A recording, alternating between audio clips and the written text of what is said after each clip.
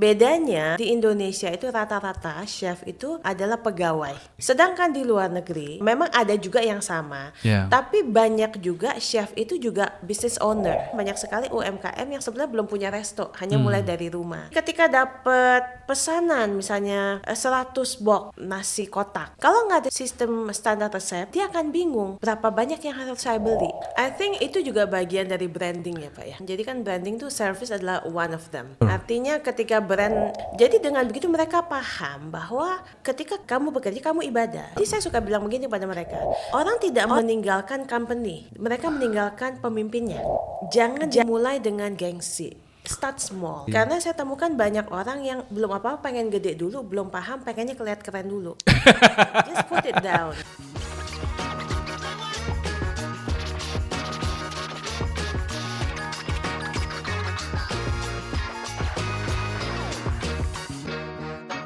Ya, kembali lagi Coolbiz sesi 3 dengan Chef Desi. Kita percaya setiap orang itu pasti ada ilmunya dan setiap orang itu pasti ada bisnisnya.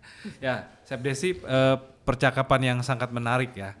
Jadi Chef Desi, saya sebelum kita membahas tentang kiat sukses bisnis kuliner, saya pengen nanya terkait chef nih, Chef Desi. Jadi gimana sih perspektif chef di negara kita dan juga perbandingan dengan misalnya pandangannya dengan luar negeri, itu gimana Chef Desi? Oke, nah ini menarik ya, khususnya mungkin buat anak muda yang aku pengen jadi chef kan gitu. Iya, Banyak banget gitu. Iya.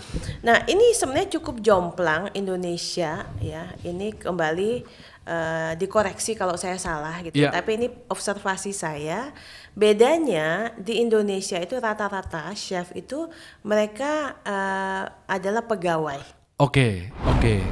Kalau mereka hanya kerja lalu melakukan daily activity aja, stop sampai di sana. Sedangkan di luar negeri, Iya. ya sepemahaman saya, memang ada juga yang sama. Iya. Tapi banyak juga chef itu juga business owner. Iya, Jadi iya, memang mereka melakukan itu, ilmu yang mereka pakai di dalam perchefannya itu dibisniskan. dibisniskan. Sangat menarik. Ya, itu sebabnya kenapa kita sering temukan kalau di luar negeri itu ada Michelin Star restoran. Apa? Michelin Star. Apa itu? Michelin Star itu kayak rating. Oh, oke. Ya, Oke. rating restoran A ini apa? Ada yang 1, 2, 3 gitu. Iya, iya. Karena memang ini sudah menjadi bagian bisnisnya, Iya. bukan hanya sekedar chef yang masak di dapur. Nah, Iya. itu. Kalau di Indonesia biasanya ketika mereka bekerja, sesudah bekerja ya sudah selesai. Iya. Enggak ada pekerjaan ya selesai juga. Iya. Karena tidak ada ilmu entrepreneurnya. Jadi yang mau ngambil chef mungkin perlu dipikirkan mau larinya kemana gitu Pak. Iya, memang karena Chef Desi bicara seperti ini, saya juga jadi teringat ada kenalan saya gitu kan, lulusan alumni chef Hotel Bintang 5, pasca perampingan karyawan, ya agak challenging sih dia mau ngapain. Tetapi dengan yang Chef Desi katakan ini teman-teman, ini menjadi motivasi dan ajakan bahwa seorang chef sangat layak loh jadi entrepreneur. Yes. Itu sangat menarik sih teman-teman chefpreneur di luar sana. Nah Chef Desi, kita sekarang pengen ngebahas tentang kiat sukses bisnis kuliner ya. Kita punya beberapa peta nih. Nah kalau kita pengen masuk dari sisi era digital ini dulu. Chef Desi, jadi kalau ngelihat berbisnis kuliner pada era digital ini, kita mesti ngapain sih Chef Desi? Iya, oke. Ini mungkin kita sentuh urusan tadi brand tadi ya. Banyak saya temukan UMKM ketika dibina, khususnya udah umur ABG lah Pak. Aku baru gocap atau belum kayak gitu ya. Iya, ABG senior. Ya, itu mereka kayaknya aduh aku nggak ngerti nih sosial media. Pokoknya udah takut dulu. Saya biasanya kalau dalam hal itu saya cukup tegaskan kalau gitu ya udah berhenti, nggak usah bisnis. Jadi jangan berharap bisnismu akan lebih maju. Because in my understanding di sosial media itu adalah toko kita. Oh, oke. Ya. Jadi kalau tokonya nggak buka, kita mau jualan gimana? Ya, sekarang kan kita mau cari apa, tinggal scroll kan? Tinggal masukin hashtag sambal crispy gitu kan? Kan muncul. Tinggal kita pilih kan? Gitu. Orang nggak perlu lagi jalan sampai mesti setengah jam mesti ke sana, udah nggak perlu lagi. Nah, jadi kalau memang di era digitalisasi ini mereka tidak aktif aktif di dalam sosial media Iya. mereka, brand mereka jadi nggak naik, brand orang nggak kenal, bagaimana orang mau beli kan? Iya. Jadi itu is very important gitu untuk Wajib cakap digital dong ya. cakap digital harus. Oh, oke. Jadi mereka juga tidak boleh menggabungkan sosial media pribadinya dengan bisnis. Ini biasanya suka campur aduk nih. Tapi kalaupun tercampur berarti juga mereka harus punya kepatutan sikap ya. Jangan sampai brand bisnisnya naik tapi orangnya kagak oke, suka baper, suka curhat lebay di digital ya. Saya pikir the only things yang oke untuk campur itu ketika sosial media itu tujuannya adalah untuk branding, personal branding. Personal branding kan beda. Orang Indonesia itu kepo gitu, pengen Iya, tahu iya, apa iya. sih yang dia lakukan gitu ya. Iya, iya, iya. Nah itu oke gitu. Tapi kalau udah jualan produk nggak boleh itu campur, karena itu akan jadi bingung. Jadi kan terlihat juga profesionalitas kerja kita tuh bagaimana. I see. Ini nyampur kok gitu. Oke. Jadi di benak juga nyampur nih sebenarnya oke nggak sih? Nggak ada trust yang terbangun. Ya harus berani memilah ya, berani memisahkan ya. Betul. Nah oke, kalau selanjutnya dari aspek bisnis operasional bisnis, itu bagaimana operasional bisnis yang harus dikembangkan agar bisnis kuliner kita bisa sukses, Chef Desi? Ya, tadi saya sempat sampaikan tentang sistem. Sistem ini jadi satu bagian yang penting. Standar resepi itu salah satu sistem yang harus dibangun. Contohnya begini, di masa pandemik, saya pernah, semua orang susah waktu masa itu Ya. ya kan. Jadi ada yang satu teman yang bikin siomay, enak dong. Ya, Kita pengen bantu nih, Ya. ya kan? Karena kita tahu lagi susah. ya. Saya pesan deh 10, begitu pesan 10, hancur semuanya. Hmm. Ya. Pada waktu itu saya juga ngerasa, kamu gimana sih mau dibantuin malah begini. Berarti trust kan broken ya. Sesudah itu kami bina, akhirnya dia bisa bikin yang standar. Suaminya yang tidak pernah masuk dapur, akhirnya bisa bantu. Jadi ada tambahan SDM. Karena paham. Nah ini kan sistem. Ya, ya, Ini ya, sistem. ya. Ya. Sistem kedua mungkin kayak orang yang bisnisnya catering. Ya, sistem deliverynya, sistem servingnya gimana? Kalau saya nggak ngomong ke resto, karena banyak sekali UMKM yang sebenarnya belum punya resto, hanya mulai dari rumah. Tapi ketika dapat pesanan, misalnya 100 box nasi kotak, ya kan? Kalau nggak ada sistem standarisasi seperti tadi, sistem standar resep, ya kan? Dia akan bingung. Berapa banyak yang harus saya beli? Oh iya, kalau gramasinya jelas, Gramasinya nggak- tinggal tetek. Betul. Ya, ya, Nah, ya, yang standby. terjadi kan begini Pak. Oh kurang. Kalau dia nggak pergi beli lagi, masak lagi. Yang kedua adalah dia nyomot kotak sebelah kan gitu. Iya, iya, iya. Ya kan? Iya. Kalau dicomot kotak sebelah, yang udah biasa beli akan komplain kok jadi dikit. Ya, ya, Jadi ya. trust issue lagi nih. Iya, iya, Problem iya, iya. lagi. Iya. Berarti brandingnya nggak bisa dipercaya juga kalau kita Iya. ngomong mereknya. Iya. Nah ini memang panjang. Yang lainnya waktu delivery, Iya. ya kan? Dengan SDM yang terbatas, kan yang namanya UMKM ketika dapat aku dapat pesanan 200, pasti happy dong, Iya dong. gitu ya. Cuma dia lupa pada waktu surfing. Oke, mesti dikirim jam 6 pagi. Iya. Yang belum punya pengalaman, waktu nerimanya sih happy. Iya, iya. Waktu ngerjainnya nangis. Ya, because they don't know the system. Aha. Contohnya gimana? Contohnya gini. Mereka mesti tahu satu kotak untuk nasi kotak tuh berapa menit. Ya, jadi kalau misalnya satu kotak Sampai itu- segitunya Mesti ya. begitu. Kalau mau sistemik Betul. pengerjaannya. Ha. Betul. Jadi misalnya nih satu kotak 1 menit, 30 kotak 30 30 menit, menit. clear. Kan? Sekarang pertanyaan kalau 300 kotak berarti 300 kali menit. 300 menit. 5-6 jam. Ya kan? Berarti berapa orang kita perlukan untuk bisa Bisa mencapai itu? dihitung. Mesti dihitung. Oh, nggak bisa sebatas nanti gua sendirian sama anak gua kita gas, nggak bisa, Betul. nggak bisa serta Nggak merta. bisa. Lalu apa yang mesti dikerjain dulu? Ada makanan, bahkan kombinasi daripada makanannya pun mesti diatur sedemikian rupa. Jadi bukan semuanya ala minute Iya. dikerjain gitu. Nah, I see. ke situ.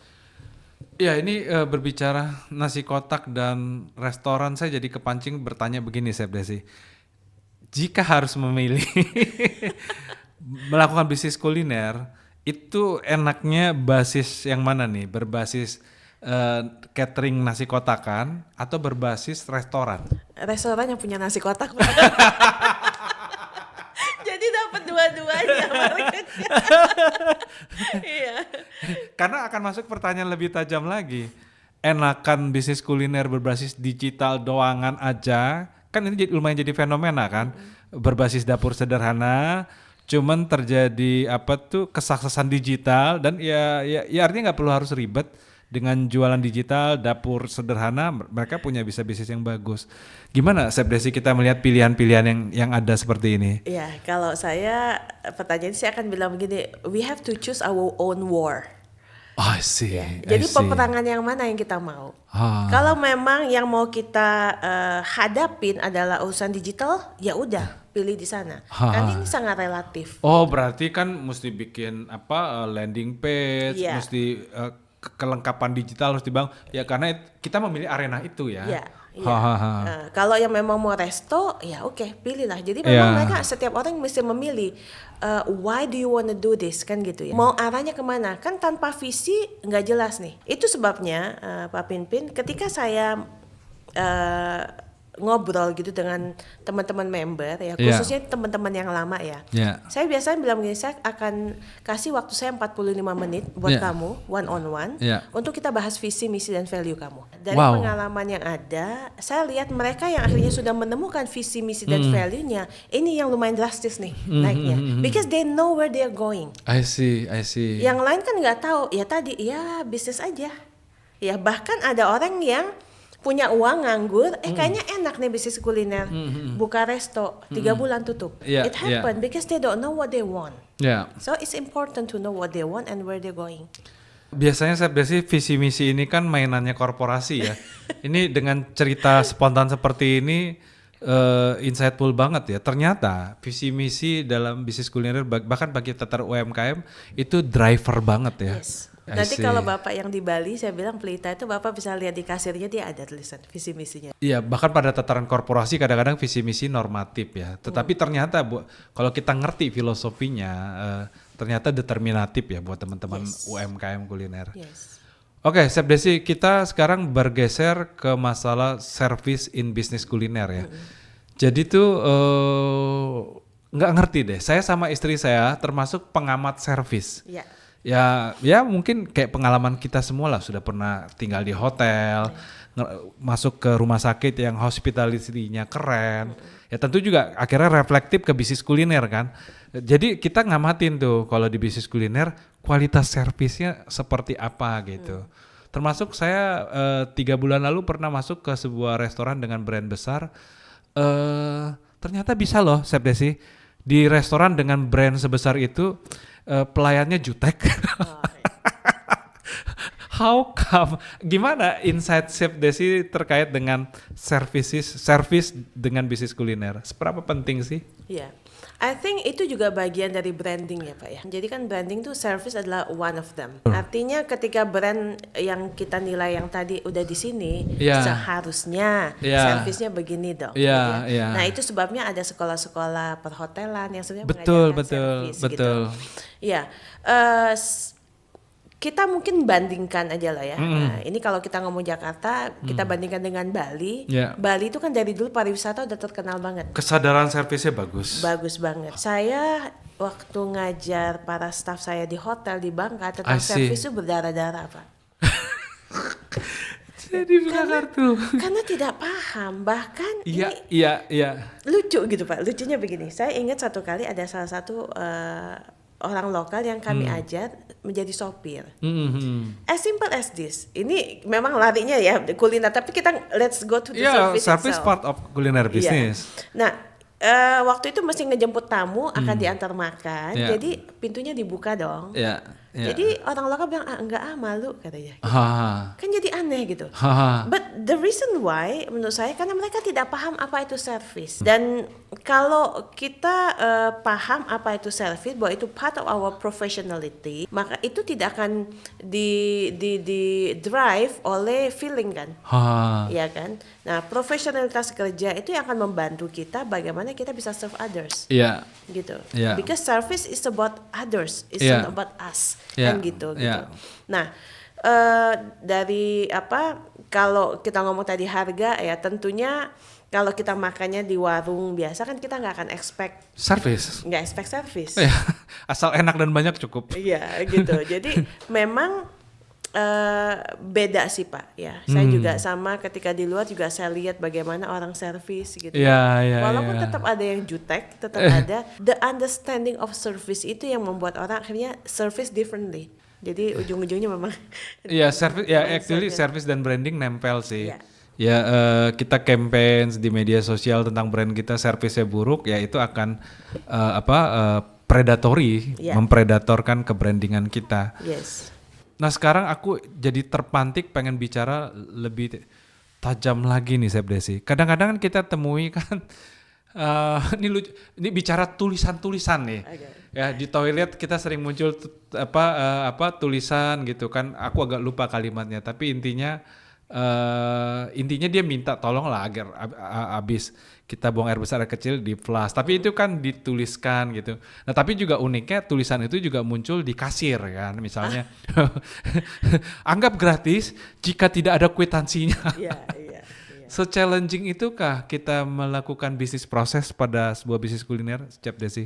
I think the challenge is mindset. I see. Ya, jadi pemahaman orang tentang bekerja. Bekerja itu apa? Kami di hotel, Pak. Ya, itu of course kita ngomong tentang service. Ya. Yes. Salah satu yang saya sampaikan kepada mereka bahwa kerja itu adalah ibadah. Oke. Ya, jadi saya coba bilang begini, even buat kita juga sebagai saya Kristiani gitu ya. Yeah. Saya bukan beribadah pada waktu hari Minggu. Ibadah saya itu setiap hari ketika saya bekerja, ketika saya melakukan yang terbaik, itu part of my worship gitu. Yeah. Nah, jadi dengan begitu mereka paham bahwa ketika kamu beribadah, kamu bekerja, kamu ibadah. Yeah. Jadi saya suka bilang begini pada mereka, kalau ada satu temanmu yang bilang begini, udahlah jadi orang jangan fanatik, kerja aja, nggak usah terlalu rajin-rajin, berarti orang itu menghalangi ibadahmu, saya bilang. Wow.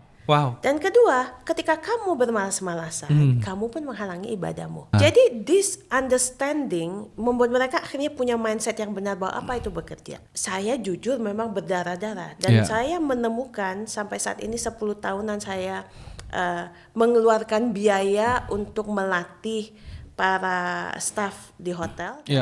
Kami di Bangka, saya harus berani katakan satu-satunya hotel yang berani funding, artinya bukan funding, berani ngeluarin duit investing buat training karyawan. I see.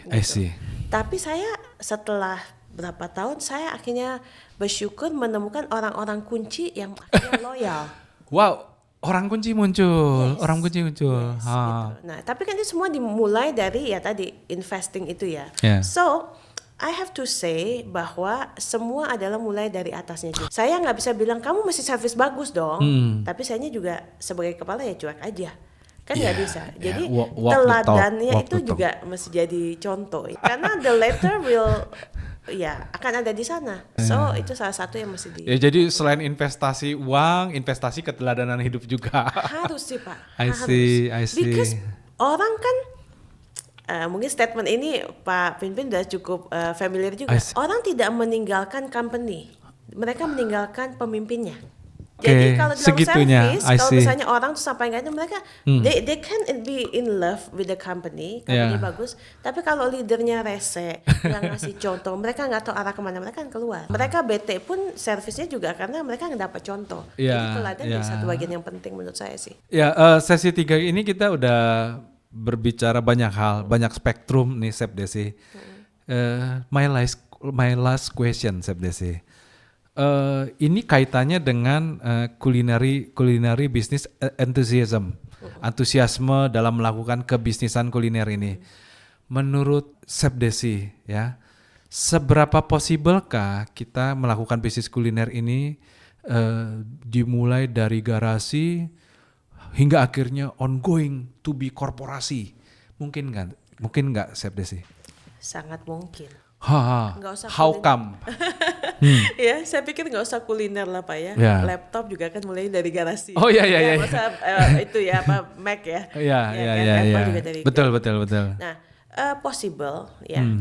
Dengan catatan begini, dengan catatan bahwa mereka kalau anak muda kan sekarang mungkin secara knowledge mereka lebih banyak. Jangan dimulai dengan gengsi. start small. Iya. Karena saya temukan banyak orang yang belum apa-apa pengen gede dulu, belum paham pengennya kelihatan keren dulu. Just put it down. Mulailah pelajari apa yang basic. Mulai pelajari apa yang basic. Ya. Mulai pelajari apa yang basic. Ya, karena kalau nggak dari yang basic tiba-tiba loncat yang ini juga belum kuat fondasinya. Makanya ambruk. Begitu ambruk kan males ya, mulai lagi udah takut kan. Tapi kalau kita mulai small, tapi kita prediksi gitu. Artinya gini, oke, saya akan coba misalnya buka sambal ini gitu ya, atau ayam goreng gitu ya. Saya pengen punya dana segini, kalau sampai hilang saya ready nih, hilang 5 juta misalnya, ya kan? Kan udah disiapin. Iya. Tapi kalau nggak diprediksi, ya hilang aja. Iya. Jadi nggak ada yang dipelajari. Kan? Iya. Pengalaman itu tidak selalu menjadi guru yang terbaik. Iya. Pengalaman itu menjadi guru yang terbaik kalau dipelajari kesalahannya apa. Gitu. Nah, banyak yang nggak begitu, Pak. Gitu. Dan tidak ada mentor yang membantu mereka. Iya. Jadi perjalanan panjang untuk mereka jatuh bangun. Iya. Why wasting our time gitu? I see. Our time is limited. Saya suka bilang gini, kesalahan terbesar kita sebagai manusia juga pembisnis bahkan orang baru adalah mereka pikir mereka punya banyak waktu. Kita nggak punya banyak waktu. Karena waktu kita nggak banyak, kita mesti maksimalkan, mengurangi apa yang nggak perlu dilalui gitu, ya kan? Nah, tapi untuk mengurangi apa yang dia perlu lalui itu kan perlu kerendahan hati, perlu mentor yang mengajar kita, dan perlu langkah. Ilmu aja nggak ada langkah juga no point, nggak ada action no point gitu, Pak. I see. Jadi itu sih yang saya pikir perlu dilakukan. Ya, Chef Desi, very nice talking to you, Chef Desi. Iya, Pak. Jadi teman-teman, kalau kita punya 30 juta, berarti kita bisa punya proyeksi 2 kali proyek yang jika gagal pun tidak apa-apa. Ya, proyek bisnis kuliner pertama kita alokasikan 5 juta dan kita alokasikan 5 juta kedua untuk percobaan bisnis kuliner kita yang kedua. Ya 20 jutanya untuk savingnya kita, untuk save-nya kita. Nah, memang menarik ketika berbincang dengan seorang ilmuwan bisnis kuliner. Teman-teman, mari nikmati sesi 1, 2, dan 3 Coolbiz dengan Chef Desi. Ini merupakan kitab bisnis kuliner yang menyegarkan, inspiring, dan juga membuat kita antusias ya untuk melakukan bisnis kuliner. Chef Desi, thank you banget udah hadir di Coolbiz. Izinkan kami di Coolbiz memberikan tanda mata, Chef Desi. Thank you. Jadi saya nggak salah beli buku nih ya. Saya pikir saya akan ngobrol dengan seorang chef, nggak taunya saya ngobrol dengan pebisnis kuliner. Jadi ini buku tentang The Visual MBA by Jason Barron. Ini buku tentang bisnis ya, buku tentang bisnis dengan visualisasi, disederhanakan, bisa dipelajari secara simpel. Thank you banget. Tetapi selain kita punya global hero, kita juga punya lokal hero dari Pak Sunil ya. Bukunya udah gini aja. Ini merupakan buku neuroscience.